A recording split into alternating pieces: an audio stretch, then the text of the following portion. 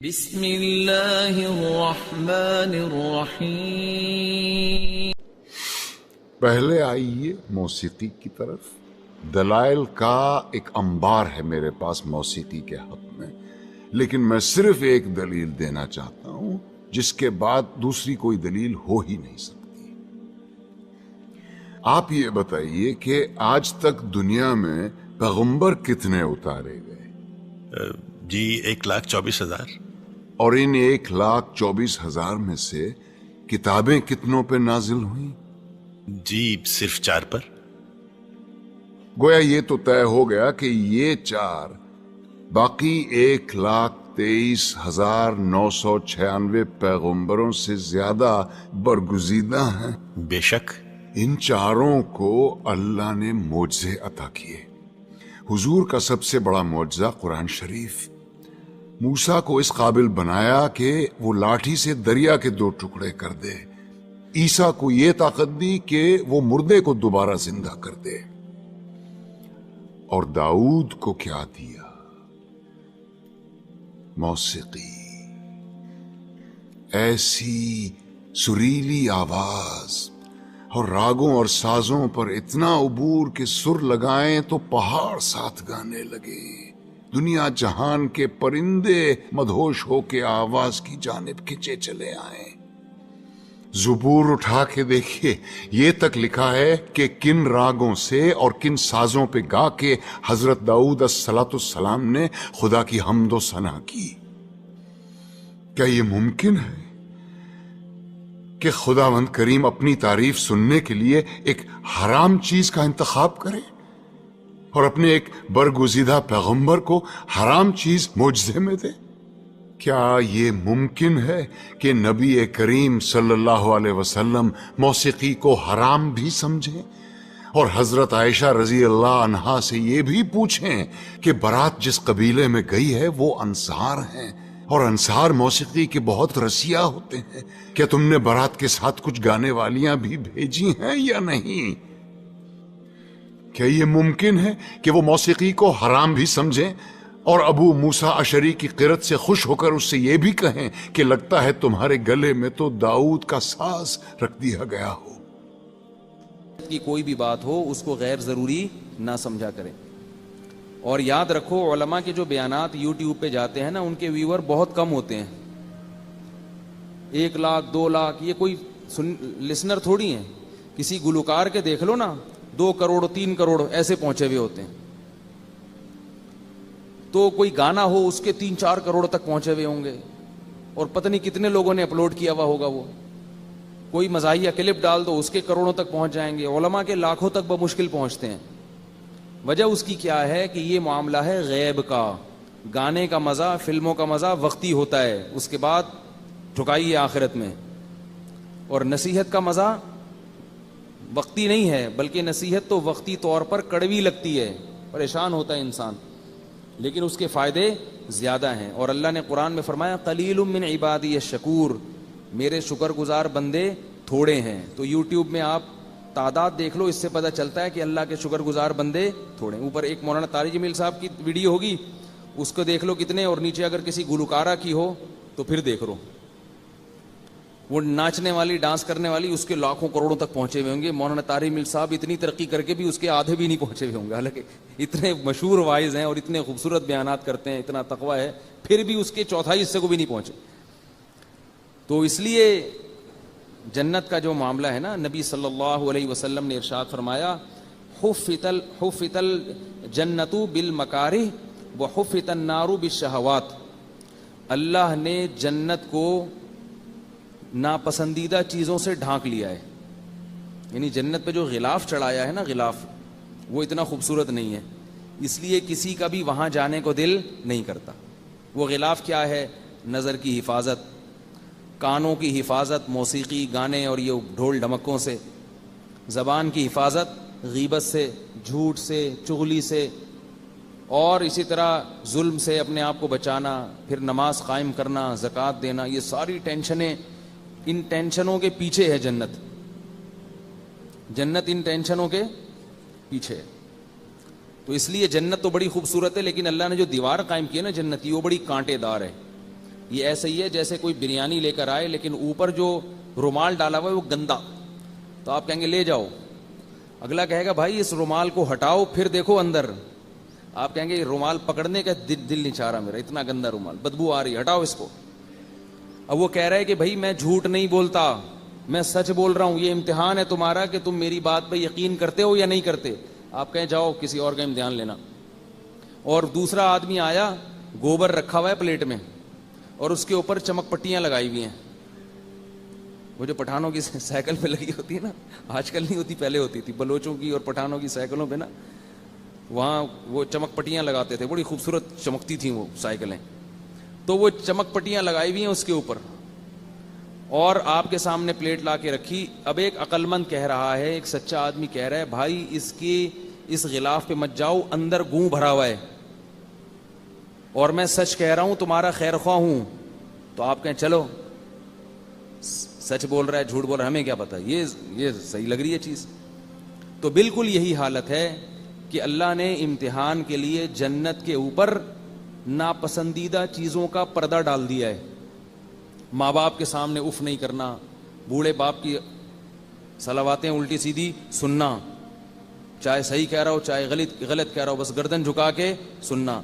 رشتہ داری ٹوٹ رہی ہے, اسے اللہ کی خاطر جوڑنا یہ بڑا مشکل کام ہے. اف, اگر کوئی رشتہ دار آپ کے ساتھ اچھا سلوک نہیں کر رہا تو اینٹ کا جواب پتھر سے دینا خدا کی قسم آسان ہے, لیکن اللہ کی خاطر جھک جانا اور اپنے بھائی کو بہن کو منا لینا یہ وہی کر سکتا ہے جس کو جنت میں جانے کا شوق ہو اور جنت کا یقین بھی ہو, کیونکہ اس سے انسان کی عزت نفس مجروح ہوتی ہے.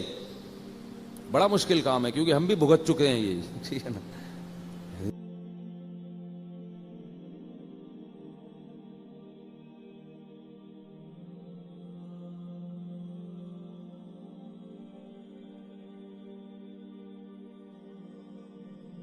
بات سے وہ اس بارے میں تو دو اور دو چار کی طرح بالکل یہ بات واضح ہے کہ اسلام میں موسیقی جائز نہیں ہے. اس کے بہت سارے دلائل ہیں. پہلی دلیل قرآن مجید کی آیت ہے وَمِنَ النَّاسِ مَن يَشْتَرِي لَهْوَ الْحَدِيثِ لِيُضِلَّ عَن سَبِيلِ اللَّهِ. لوگوں میں سے بہت سے ایسے ہیں جو لہو الحدیث, لہو و لعب کی بات خریدتے ہیں تاکہ لوگوں کو اللہ سے غافل کر دیں. اور اس کے بارے میں بڑے بڑے صحابہ سے صحیح سند سے ثابت ہے کہ اس سے مراد گانا بجانا ہے, کیونکہ رسول اللہ صلی اللہ علیہ وسلم قرآن پڑھتے تھے تو بعض مشرکین نے گانے بجانے کا انتظام کیا, تو اس سے کیا ہوا کہ لوگ تاکہ قرآن نہ سنیں, آپ ایک طرف کسی قاری کو بٹھا دیں اور وہ قرآن پڑھنا شروع کر دے, دوسری طرف کوئی گانا لگا دیں تو گانے کی طرف لوگوں کی توجہ زیادہ جاتی. تو اللہ نے فرمایا کہ یہ ایسے لوگوں کے لیے دردناک عذاب ہے, دردناک عذاب. موسیقی انسان کو قرآن سے غافل کرتی ہے. یقین نہ آئے تو تجربہ کر کے دیکھ لینا, ایک دفعہ قاری کو بٹھا دیں, تلاوت سنو اور کسی کو گانا لگا دیں کسی کا, تو آپ دیکھیں گانے میں تو آپ بس میں گانا لگتا ہے کیسے سر دھننا شروع کر دیتے, اس لیے کہ گانوں کی سریں ہوتی ہیں اور اس میں ایسا اتار چڑھا ہوتا ہے کہ اس میں انسان کو لذت, جو ظاہری لذت ہے وہ بہت حاصل ہوتی ہے. تو اس گانے بجانے سے انسان غافل ہوتا ہے, اللہ کی یاد سے بھی, قرآن حدیث سے بھی غافل ہوتا ہے اور اچھے کاموں سے بھی غافل ہوتا ہے. اگر کوئی گلوکار اچھے اچھے کام بھی کر رہا ہے تو اس کا یہ مطلب نہیں ہے کہ یہ پھر اس کو تو گانوں نے غافل نہیں کیا. ایک چیز جو بنیادی, جس چیز کی بنیاد اس کے لیے, تو اگر وقتی طور پر اس کا کوئی فائدہ بھی ہو رہا ہو نا وقتی طور پر, تو اس وقتی فائدے کو دیکھ کر کبھی عمومی قاعدہ اور قانون نہیں بنایا جاتا. یہ اصول ہے شریعت کا. اصل موسیقی میں جو ایک صفت رکھی گئی ہے وہ یہ ہے کہ غفلت پیدا کرنا ہے انسان کو, اچھے کاموں سے دور کر دینا انسان. دوسری بات یہ کہ یہ دلیل اگر کسی کی سمجھ میں نہیں آتی, اول تو آنی چاہیے, قرآن کی آیت ہے, اس کی تفسیر میں صحابہ کے اقوال ہیں. دوسری بات یہ کہ حدیث میں آتا ہے, ترمذی کی حدیث ہے, رسول اللہ صلی اللہ علیہ وسلم نے ارشاد فرمایا, صحیح حدیث ہے, کہ قرب قیامت میں گانے بجانے کے آلات بہت زیادہ ہو جائیں گے. اور آپ نے قیامت کی نشانیوں میں سے یہ نشانی بتائی کہ میری امت میں بھی بہت سے لوگ ایسے ہیں جن کی شکلیں بندر اور خنزیر کی بنا دی جائیں گی, سور کی شکلیں, اور زمین میں دھسنے کا عمل بھی ہوگا, زلزلے بھی آئیں گے, اور طوفان بھی آئیں گے. آپ نے فرمایا کہ یہ نشانیاں اس وقت ظاہر ہوں گی جب گانے بجانے کے آلات بھی زیادہ ہو جائیں گے اور گانے بجانے والیاں بھی زیادہ ہو جائیں گی. تو یہ صحیح حدیث ہے ترمذی کی. معازف کے الفاظ ہیں. معازف گانے بجانے کے آلات کو کہتے ہیں. ظاہر ہے آلہ خود تو نہیں گاتا نا, وہ تو موسیقی کو یہاں معازف سے تعبیر کیا گیا جو موسیقی کے آلات ہیں. تیسری بات یہ, وعلیکم السلام, تیسری بات یہ کہ اگر موسیقی کی اسلام میں گنجائش ہوتی تو موسیقی کی دھن ایک ایسی چیز ہے جس کی طرف ہر ایک کی توجہ جاتی ہے, ہر ایک کی توجہ. یہ ایک انسان کو وقتی طور پر ریلیکس کرنے کا ایک سستا اور بہترین آلہ ہے. وقتی طور پر انسان اس سے ریلیکس ہو جاتا ہے. جیسے شراب پی کے وقتی طور پر فٹ فاٹ ہو جائے گا, نہیں ہو جائے گا, وہ الگ بات ہے, اس کے پھر نتائج آہستہ آہستہ بھیانک نکلتے ہیں. تو موسیقی سن کے بھی وقتی لذت بہت حاصل ہوتی ہے, اور وقتی لذت کی جتنی بھی چیزیں ہیں ان کو ہر دور کے انسان نے اختیار کیا ہے, ہر دور کے انسان نے. یہی وجہ ہے کہ آپ دیکھیں گے کہ ہر قوم میں موسیقی کا رواج رہا ہے. تو اب سوال یہ پیدا ہوتا ہے کہ صحابہ کرام میں سے کسی ایک صحابی سے بھی ثابت نہیں ہے کہ انہوں نے کوئی ایک بانسری بجائی ہو موسیقی کے لیے. تو اگر اسلام میں اس کی اجازت ہوتی تو یہ تو ایسی مرغوب چیز ہے کہ 1,24,000 سے زیادہ صحابہ, ان میں کوئی تو موسیقی کا استعمال کرتا ریلیکس ہونے کے لیے. شراب پیتے تھے وہ لوگ, جب اسلام نے منع کیا چھوڑ دی. اور اسلام, اور پہلے گانے بجانے والیاں بھی ہوتی تھی. غزوہ بدر میں کیا ہوا ہے, غزوہ بدر میں جب ابو جہل آیا ہے لشکر کو لے کے تو باقاعدہ موسیقی کے آلات بھی لایا اور ناچنے والیاں بھی اپنے ساتھ لایا. سب ناچے گائے اور جو ان کا ایک فنکشن تھا انہوں نے کیا لڑائی سے پہلے تاکہ قوم میں جوش پیدا ہو. صحابہ کرام میں سے کسی نے یہ کام نہیں کیا. تو جس چیز کا داعیہ موجود ہو پھر بھی وہ کام نہ کیا جائے تو یہ اس کی علامت ہوتی ہے کہ اس کام پر پابندی لگی ہوئی ہے. سمجھ رہے بات کو؟ اس کی مثال ایسے ہے جیسے دیکھو کھانے کا شوق تو ہر ایک کو ہے یا نہیں ہے, لہذا ہم صبح بھی کھاتے ہیں, دوپہر بھی کھاتے ہیں, رات بھی کھاتے ہیں, جب بھوک لگے گی کھائیں گے. لیکن رمضان میں کیا ہوتا ہے, کوئی غیر مسلم آئے دیکھے کہ یار یہ نہ صبح کا ناشتہ کر رہے ہیں, نہ دوپہر کا کھانا کھا رہے ہیں, نہ شام کی چائے پی رہے ہیں, کچھ پیش کرو ان کے سامنے تو بھی نہیں کھاتے, تو وہ کیا کہے گا, لگتا ہے کہ ان پر کوئی پابندی لگی ہوئی. اب کوئی اسے نہ بھی بتائے نا کہ پابندی ہے, پھر بھی وہ کہے گا بھائی پیٹ تو ان کے ساتھ بھی ہے, شوق تو ان کو بھی ہے, ضرورت تو ان کو بھی ہے, پھر بھی یہ نہیں کھا رہے, سارے کے سارے نہیں کھا رہے. تو لگتا ہے, اگرچہ میں نے سنا نہیں گئی لیکن یقیناً پابندی ان پر لگی ہوئی ہوگی, تبھی ضرورت کے باوجود نہیں کھا رہی. تو اگر ہمارے پاس بالفرض کوئی بھی قرآن کی آیت نہیں ہے, کوئی بھی حدیث نہیں ہے موسیقی کے حرام ہونے پر, تو سوال پیدا ہوتا ہے کہ اسلامی تاریخ میں صحابہ کرام کا اتنا طویل دور, نبی علیہ السلام کی 23 سالہ زندگی, صحابہ کرام کا اتنا طویل دور, کوئی ایک صحابی, حالانکہ دل موسیقی کی طرف ہر ایک کا مائل ہوتا ہے جو بھی بشر ہوگا, تو اس کے باوجود بھی کسی ایک صحابی نے ایک بانسری تک کا استعمال کیوں نہیں کیا؟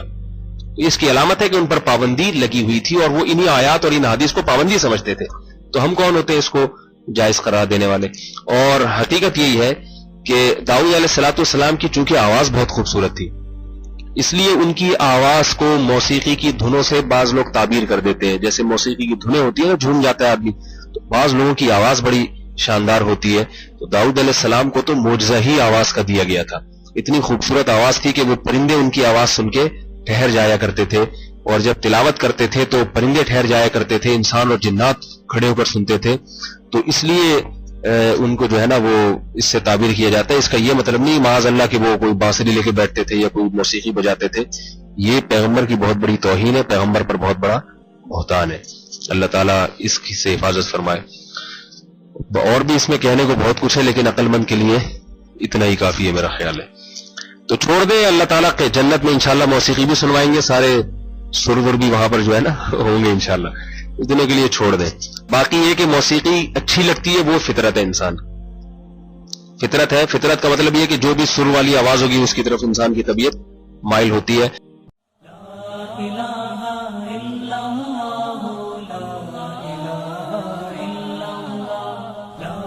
لا